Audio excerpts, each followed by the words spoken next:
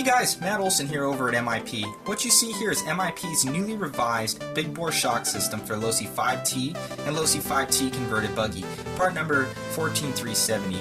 I want to go through what we updated, everything needed to complete this build, what tools you would need to complete this build, as well as what you need to take from your OEM shock set and how to properly build a set of these shocks.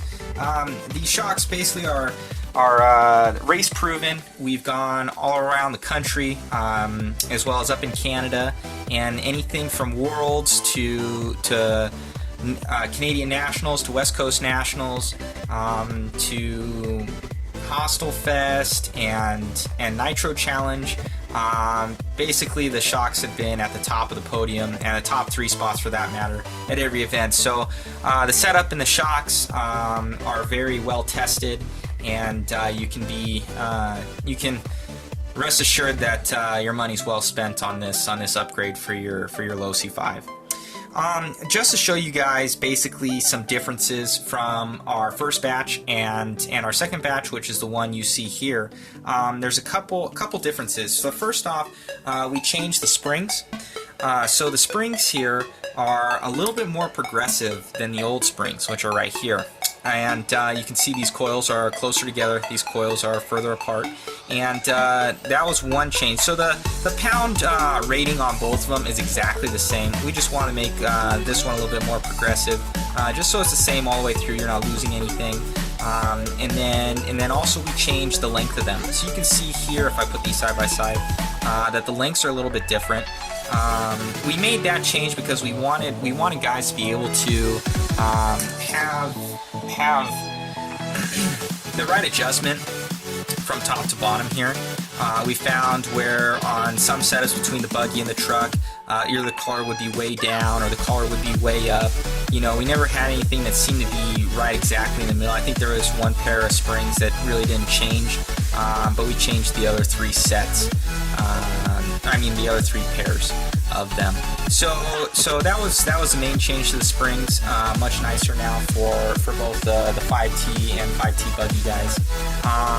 Another thing that we changed from the first batch to the second batch was the cap. So the cap here, we can see now that the screw comes in from the top for the bleeder hole. It's much easier to now bleed it, where you're not getting any air in there or anything like that. I found that I don't have to really mess with it anymore with trying to bleed out the air where I'm getting any air bubbles. It's just kind of, you just push up the shaft and bleed the oil, put in the screw, and you're all done. So that was a really nice change. Another change that we did was with the shock bodies. So there was two main differences from the old body to the new body. The first is the hard coat. We changed vendors for our hard anodize. And the hard ano is basically like whenever you see something in color, so let's say blue, green, yellow, anything in color that's not like this goldish color, is non-hard anodized. So basically the aluminum's just colored and it doesn't have a protective coat over it. This is when you see this gold type color, it means it's hard anodized. So it's a more expensive process, but for shock bodies it's essential to have, especially with these heavy vehicles, because your shock pistons will start to rub against the side, and it could potentially harm the body, and then eventually your shock bodies are toast. So one thing we did change was a new vendor, so a little bit higher quality and thicker hard coating that's on there, as well as we changed the length of the threads here. So you can see an old shock body here with my left hand is the old shock body, and you can see the differences in the thread length here. So basically we just had where guys can get more adjustability out of it. So if they have those heavier cars or in muddy conditions, you can go higher with the shock and get a little bit more ride height out of it. And you can definitely see the color differences. So that was big as well. So those are the main 2 differences. Not to worry with your old shock bodies, guys. They work perfectly fine. These ones just have a little bit newer coating and some more threads to them. So those are the main differences between the first batch and the old batch. And just to go into basically the tools that you guys will need. So we have a 2.0 millimeter driver here that you'll need for the shock bleeder screw. It's part number, MIP part number 9008. We have a 5.5 millimeter nut driver here. You'll need that for the shock cap. And I'm sorry, not the shock cap, the shock piston. And then also an open end wrench here, 6 millimeter, to hold the shock shaft itself. So those were the main tools that you'll need to complete this build. Now going into it, as far as the old parts that you're going to need from your OEM shocks, you're of course going to need all the guts from it. So like your O-rings, your plastic internals here from your shock. You're going to need your shock cups here, your shock eyelet here, the shock rod end, I'm sorry, and your shock shafts and the washer and nut that go with it. So those are the main things that that are crossover between the old shock and the new shock. If you guys don't want to basically tear apart any of your old shocks, here are the part numbers that you're going to need to get. The first one is LOSI LOSB 2872. That's for the rear shaft here. You're going to need 2 of them, and then it comes with all the hardware you need as well. You won't need this piston, of course. And 2871. So those are the 2 shock shafts that you're going to need. You'll also need to get all the plastics. I don't know if you guys can really, there we go. You can see it right there. That's 2855. You'll need all the plastics. It comes with everything you'll need. And then, of course, shock rebuild kit here, which is 2856. And all those part numbers have the LOSB in front of them. These can be sourced from any online retailer or your local hobby shop. I'm sure they can get them for you. But with these kits here, you're able to now build your new MIP big bore set without having to strip apart your old set to get the needed parts. So, and then the stuff you won't need, of course, from your old shock set is your piston. Your piston you won't need, your shock bladder you won't need, and your plastic cartridge here that holds all the O-rings and everything like that you won't need as well. So there is another crossover that happens between the old set and your new MIP set. We made this out of aluminum, so you're not. These are usually prone to split and break apart because of all the pressure and all the basically thrashing that these cars go through. So now you have an aluminum one, much more durable. So guys that do want to keep their normal sets but upgrade that cartridge, this is definitely a good upgrade to have. So now I've kind of gone through everything.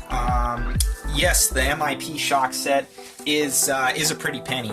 You'll spend anywhere from, I'm seeing them for $300 to $350 for the set of shocks. But like I said, all the top guys are winning with them. If you don't have the set and somebody else does, usually they're ahead of the other guys. So it's a huge difference. The car lands better. It rebounds better. It corners better. Just everything about it. There's no shock fade, or not nearly as bad as the smaller shocks when running this. So you're able to jump the car farther. Launch it into the corners harder. It's a really nice upgrade. So one of the best things about this kit though is not just the size of the shocks, because the size of the shocks is completely is a lot larger than the other shock set. The other shock bodies will actually fit in the MIP bodies, so they're considerably larger. And to build these sets, you're going to need the larger LOSI bottles here if you don't want to buy basically 2 of their smaller bottles. This will do 2 shocks. I believe it's their 6-ounce bottle, if I'm not mistaken.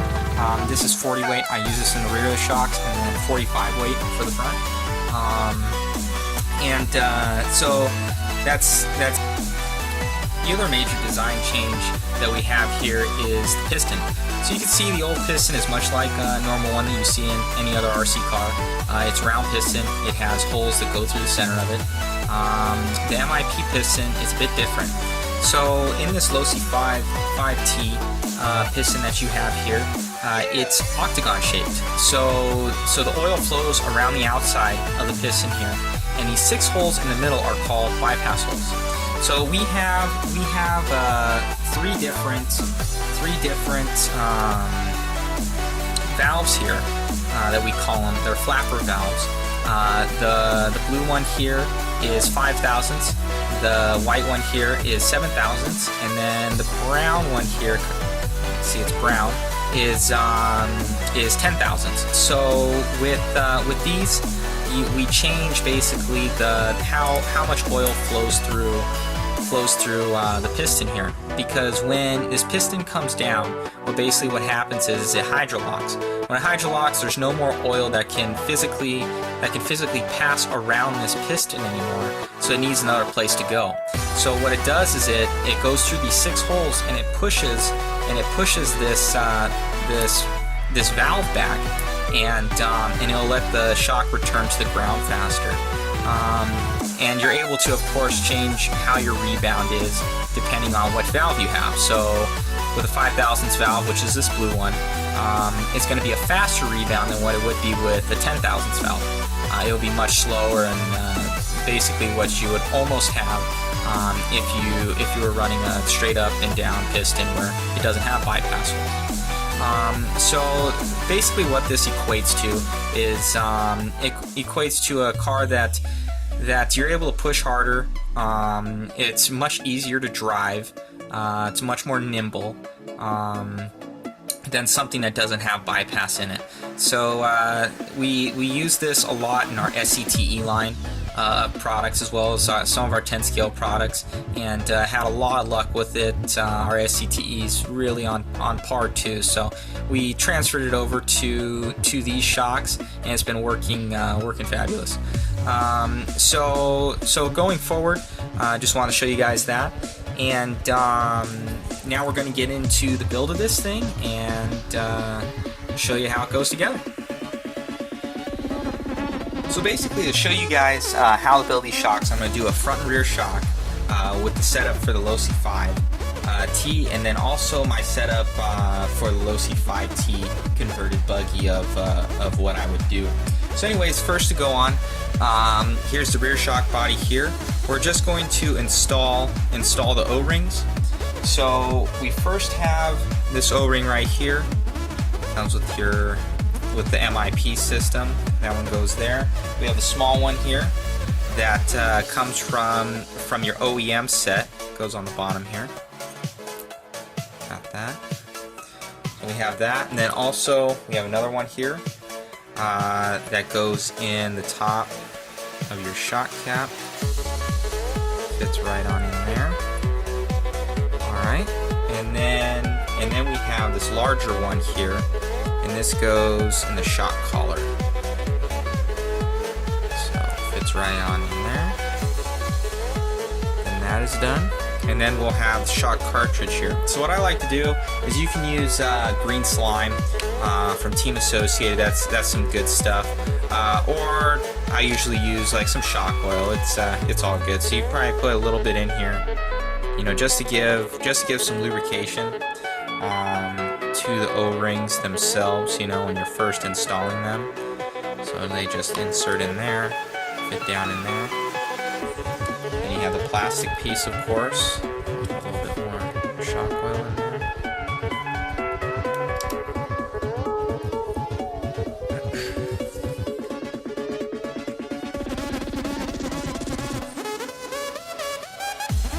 That's basically all there is to it. We have this.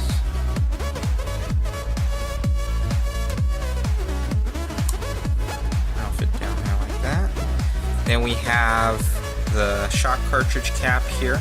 I like to use a little bit of MIP's thread lock for that, and that is, here it is. So we have some thread lock here. Just Just grab a little bit of it. I just like to put some on the threads. Anything on 5th scale usually needs some Loctite on it if it's metal to metal. So just get a little bit of grip on there. And just install this.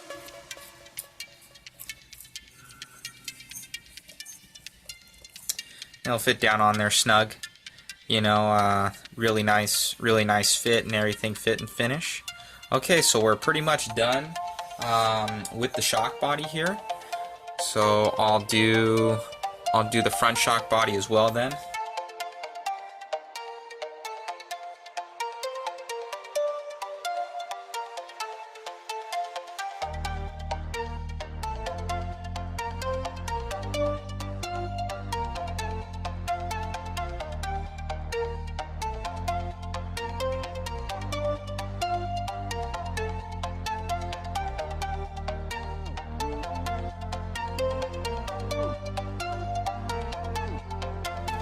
Now on to installation of the shock collar here.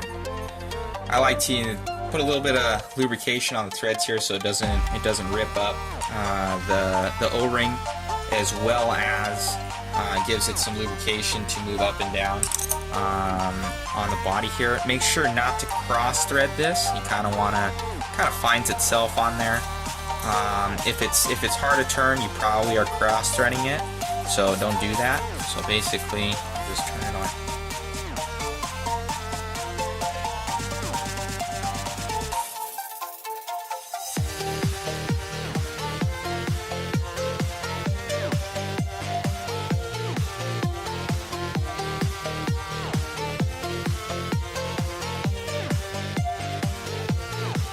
Bodies are done.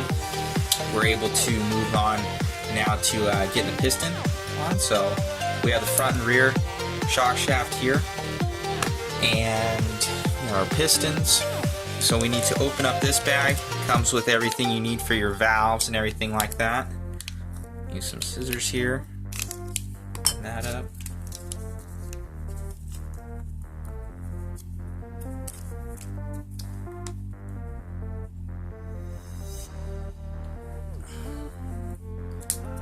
So we'll first do the front shock shaft. You're going to want to, for my setup at least, I have the blue valve on there.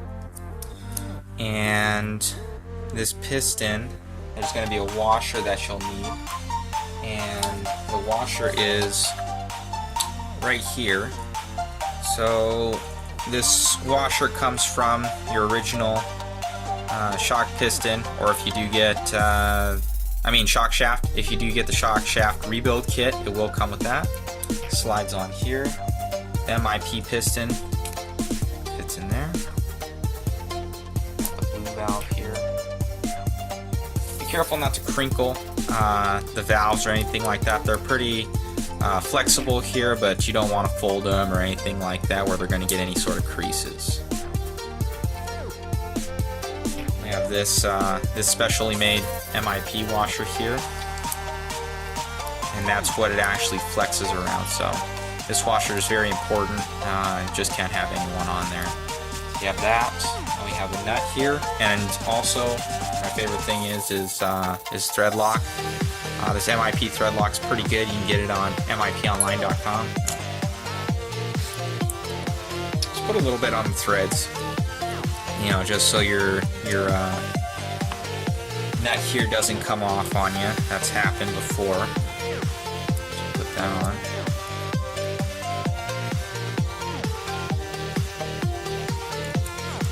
Use our 5.5 millimeter wrench.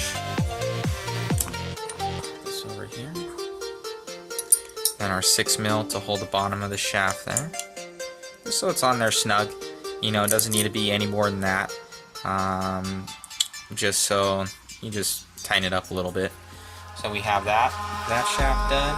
We have the rear shaft here. Into the night, I raise my hand to the fire, but it's no use, cause you can't stop it from shining through. It's true, baby. Then for the rear one, I like the clear valve here. Since the body's a bit larger than the front and we're going to basically less viscosity oil for the rear, you need to have a little bit slow down the rebound a little bit what it is compared to the front, because we are 5 weight heavier in the front than we are the rear. So you get that rebound to be a little bit slower, but you're getting faster because of the lower viscosity oil. So it's all basically a balancing act.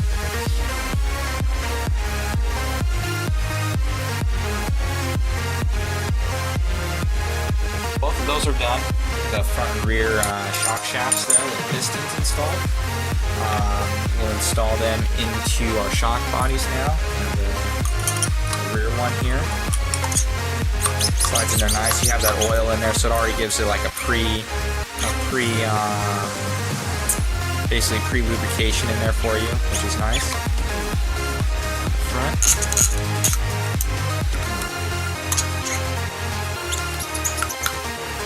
So it slides out there nice and smooth. So we're going to get down to installing the shock boots here. So shock boots are really beneficial because it keeps your oil clean throughout, so you're not changing it from run to run, and oil can definitely get expensive after a while. So we'll get on here to installing that, and we'll put on our shock rod ends here. Grab your 6mm open-end wrench and screw that on. You just want to screw it up until it ends at the shock. So that's good. You also want to slide this on. Slide basically the shock boot over your shock eyelet. Make sure you don't cross thread the shock rod in there or anything like that. You want it straight up and down. So it can be a pain to get on there sometimes. Just take your time though so you don't rip it. Slide it on.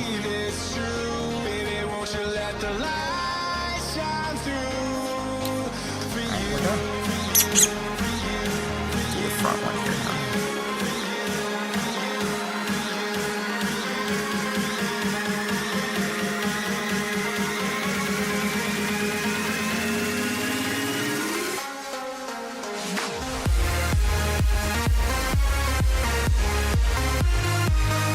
That's done. We'll move onto the shock cups here. So the shock cups, as you can see, they are a bit smaller than our new springs that we have here as far as the diameter goes. So you can see there, it's going to push through eventually. You know, it's not very stable on there. So what we did is we built an adapter. Made an adapter for you guys. It's a nice aluminum adapter, and it fits right over the plastic shock cup here. This basically makes it wider so it has more perch to sit on. But I've had, and you can see this, it can slide around, you know, when you're driving, and also if you do crash and your shock cup does come off, you know, this can eject, and then basically your weekend could possibly be done if you don't have a spare with you. So you definitely want to secure it that it stays on your shock cup here. So what I find helpful is that a little bit of super glue that we have here, and just apply it to the shock cup itself.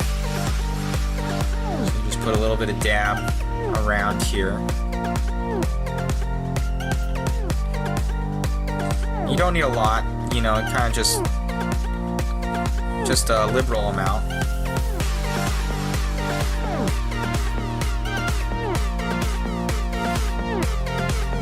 It sets fairly quickly, of course. It is super glue, so just press it down firmly, and you'll see there isn't much residue around. You don't need to really wipe off anything if you don't want to. It's not going to hurt anything. So that one's done. We'll just do the other one.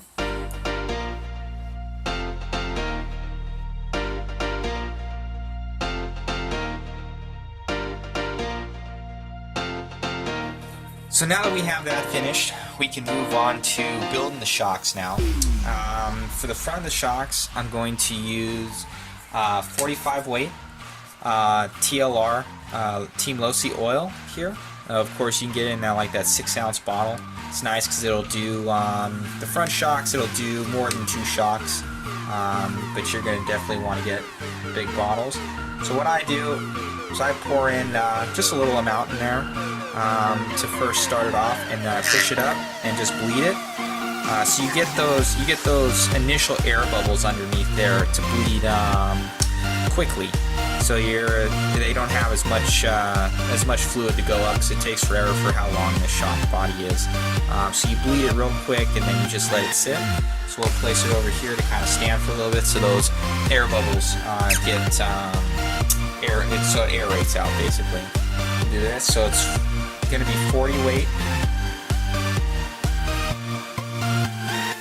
We've done that. We've waited a little bit of time. See, all the air bubbles are basically all gone out of there. Fill up the rest of it.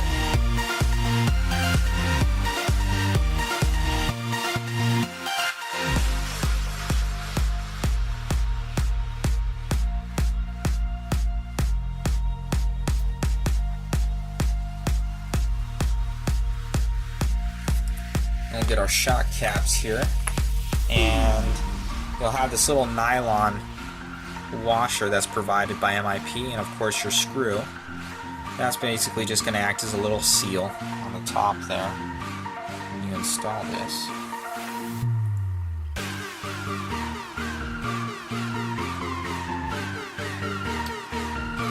So make sure you have your MIP 2.0 millimeter hex driver right there.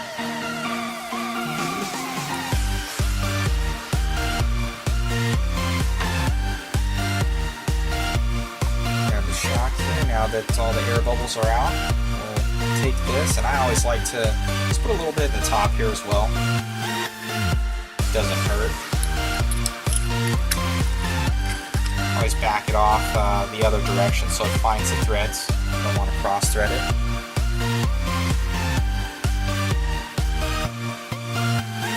Screw it on there.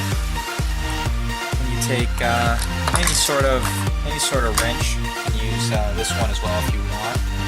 Just take it and get a little bit of an extra torque down there, so then you know it's tight. No need to use any pliers or anything like that. It's not gonna come apart on you. So then we'll have a rag here, and we'll just depress it. And you'll see some oil come out the top. Just wipe that away.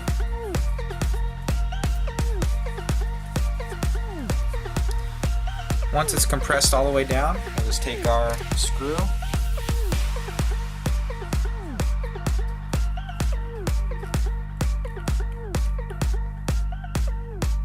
install it. There we go. We have our first shock here. Put that aside. We'll build the other one.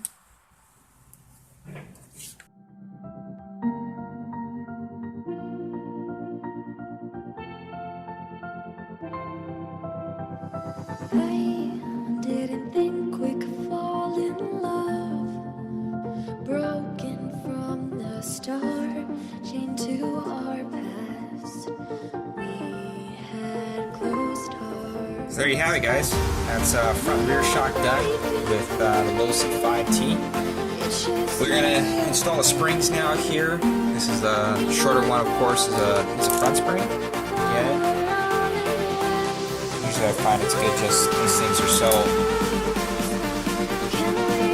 heavy here. Just pop that right on there, locate, let that snap on, and the front.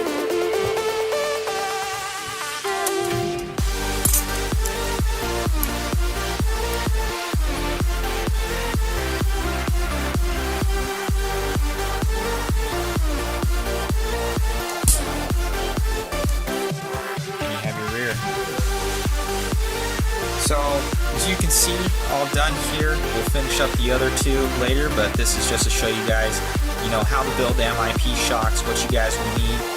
It comes out really nice. You're going to need to, of course, adjust it to your liking. I like to have my ride height around about bones level, front and rear, for both truck and buggy. You're going to have your other two sets of springs here, which is the white springs that we have here. I use these primarily on the buggy. There's not many times that I'll use them on the truck. Maybe if the track is more so like an 8-scale track where I need it to be real flowy and move around a lot.